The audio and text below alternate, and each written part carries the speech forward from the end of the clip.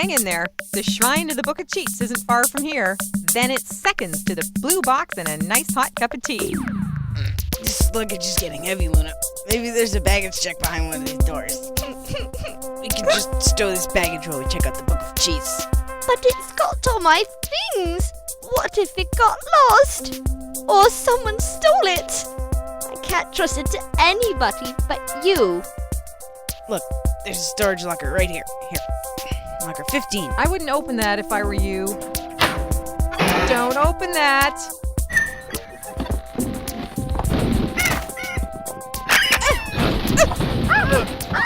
Stuffed toys! Stuffed toys! Everywhere! Everywhere! I'm going to have nightmares about this for centuries! Where's the salmon? Where is the salmon? Right here, under this rubber duck. Never open doors here unless you know where they lead. I'm going to have nightmares.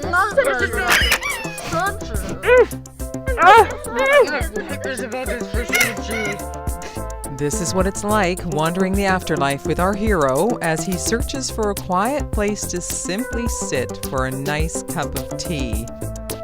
Dumping some of this entourage wouldn't hurt either.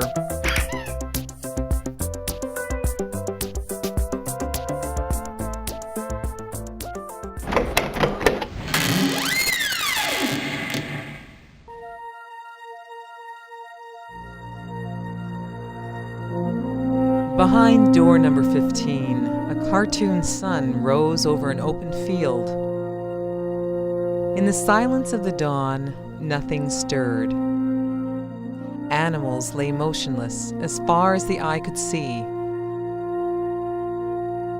No movement reflected the preparations of the preceding millennia. Nothing betrayed the intense burst of activity that was to come by midday. Only the shadows shifted as the sun climbed higher. By mid-morning, a distant rumble stirred the landscape. A cloud of dust appeared on the horizon, looming larger, gathering speed. As it approached, shapes formed within it. Animal shapes, intermixed with glimpses of human form. As the cloud passed, wherever it passed, it stirred the land to life. Animals of all shapes and forms raised their heads. Many levered themselves to their feet. Some staggered upright, coping with missing limbs. Some turned tattered ears to follow the movement of the cloud as it thundered past. The whirlwind was cutting a straight path toward the only standing structure, a large tent in the middle of this infinite field. Gusting winds whipped up the grass around the tent. Flaps flipped open and shut. The ropes fluttered wildly against their pegs. Then the wind died. The dust settled. Emerging in the clearing air, a vast army surrounding the tent. An army as no one had ever seen. Squadrons of rocket ships hung over the landscape, hoverplanes, helicopters, remote control biplanes, flying superheroes and demigods. A squadron of jet fighters swooped low over the landscape, before vanishing toward the horizon and circling back.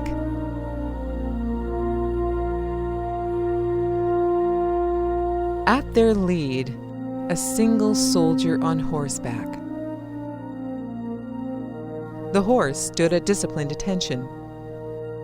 It would have been holding its tail high, but it had none, or very little of one.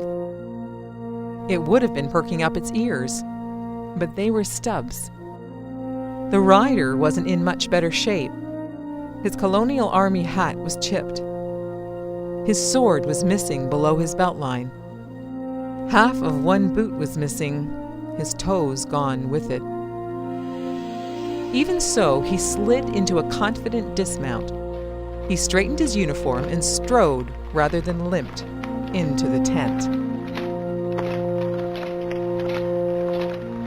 Inside the tent, a collection of senior officers was standing around a table. Maps were strewn before them. The clock on the tent pole read 9:15. As the tent flap whipped open, they were as prepared as they were ever going to be. The soldier with the Colonial hat strode in and smartly saluted the officers. Sir! Sergeant? Sergeant! Sergeant. Where would you like me to put the airborne squadron, sir? Oh, put them anywhere you like, Sergeant. Just keep the dust down, will you? We've just laundered our uniforms. Sir, yes, sir! There's a good lad. Your report, Sergeant. Sir, all the plush toys are assembling. There's a full squadron in perfect operating condition, sir. They're highly motivated, sir. Got a load of anger never being played with. Status of amphibious force? 30% can't open up to whole ground troops, sir. 23% are fully operational, except for broken wheelbases, so they can't participate in land action, sir. Your covert intelligence update. We have nearly completed our takeover of the leadership of all battery-producing nations. R&D have perfected the assembling of spare parts into leader clones. Only one leader left to be replaced, sir. Which one is that? Fat guy with the red suit, sir. He's hard to find. Ah. Barbie's intelligence gathering unit is king, sir. They're ready to move on Operation Toy Store Freedom. Except they'll need to be carried or transported, sir. What's going on there? Can't walk, sir. Feet won't hold them, sir. Proportions are all wrong. What about Ken? He's a bit bruised up at the moment, sir. Been duking it out with G.I. Joe over Barbie. Ah. Action figure division? Training as we speak, sir. They're testing their karate chop action at the moment. On who? Who what on whom, sir? The action figures. Who are they practicing on? Oh, they're practicing on the squeaky duck, sir. The squeaky ducks? We're trying to rely on the ones with their squeaks missing. Keeps the noise down.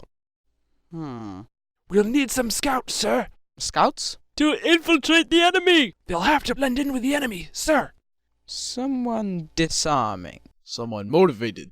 Someone with a belief in the cause. Someone who no one would suspect. The plush toys! The plush toys! The plush toys. But only the ones who've seen action already. The wounded in battle. Those seriously neglected plushies who want revenge. Revenge! Right. Step outside with me, Sergeant. Hand me that megaphone, would you, Sergeant? There's a good lad. Sir, yes, sir. Attention, all you plushies, listen up. We need volunteers. It's a dangerous assignment, but it's crucial to the operation. You could make or break the success of the mission. This is a covert operation. You will be infiltrating enemy territory. Some of you will be specially trained to recruit from enemy ranks. You'll have to blend in and lie low. For these reasons, we only want volunteers who have seen serious action. It's the only assurance we have that no one will suspect you. All right, all stuffed toys who had their arms ripped off by small children, raise your hand. No takers? Useless, the lot of you. So much for that.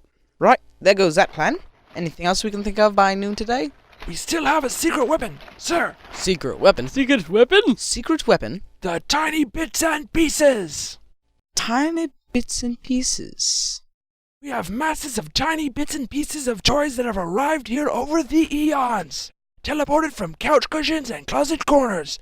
Dust Bunny Fleet have transported even more divisions from under beds and inside vacuums. Ah. Dust bunny propulsion. Dust bunny propulsion! If I may, sir, our proposed plan, we will instantaneously deliver all lost bits and pieces from thousands of years of civilization, simultaneously to their points of origin. Ouch. That'll stop the enemy right in their tracks, sir. Won't be able to move without our guys crippling their feet. The enemy will be immobilized within hours, sir. How are they going to teleport into place? Well, that's the key part of the plan, sir. We're in dialogue right now with the missing shoes and socks. Ah, the shoe theory. That's gonna take a lot of shoes. Do you think they'll believe in the cause enough to make the sacrifice? Uneasy self, sir. They've been neglected as a matter of course since first invented.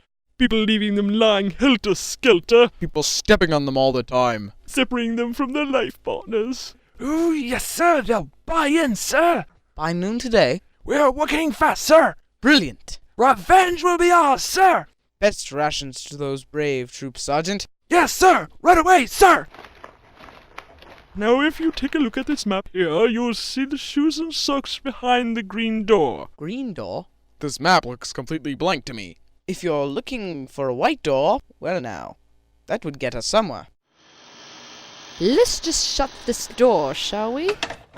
I hate to tell them that they're going to be waiting a long time for noon. The clocks here haven't budged since the dawn of time. Oh, leave them be. They're happy plotting their revenge. Violation, rule number 22. How's this getting me to the blue box? Or a nice hot cup of tea, for that matter.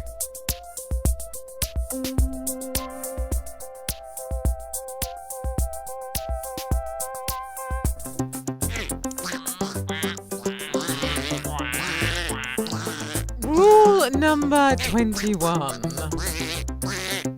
Whatever you're inclined to do, stop it. Thank you. You're welcome. Today's brilliant idiots include Michael Steele, still as that main dead guy, and also the colonel and the intel sergeant. Laura Carlsen was the Colonial Army commander, and a few of the officers huddled into that tent. Corinne Friesen was the Doubtful Salmon and your narrator. Rick Carlsen subbed as one of the suits. Theme music by Jason Am, courtesy of Solvent. In our next episode, it could all be so easy if people would simply stop to ask for directions.